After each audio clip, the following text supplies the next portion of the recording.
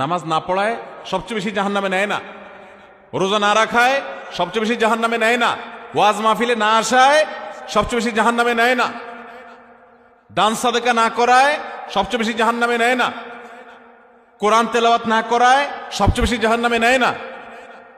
তাহলে কিসের সবচেয়ে বেশি জাহান্নামে নেয় মানুষকে? সুইলা রাসূলুল্লাহ সাল্লাল্লাহু আলাইহি সাল্লাম আন আকসারি মা ইউদখিলুন নাস আন-নার, মানুষকে সবচেয়ে বেশি জাহান্নামে নেয় কোন জিনিসে জিজ্ঞাসা করা হয়েছে।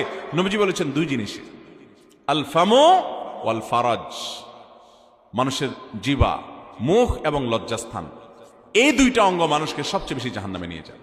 সবচেয়ে বেশি জাহান্নামে নিবে এই দুইটা অঙ্গ। নামাজ পড়ে, দাঁড়িয়েও আছে, কিন্তু ফেসবুকে তলে তলে জেনা করে, চ্যাট করে, এটা তো জেনা। মানে সে কারোর প্রতি আসক্ত, হারাম রিলেশন হয়ে গেছে, এটা মহামারীর আকার ধারণ করে। সবচেয়ে বেশি মানুষ জাহান্নামে যাবে এই পাপের কারণে, অপরাধের কারণে।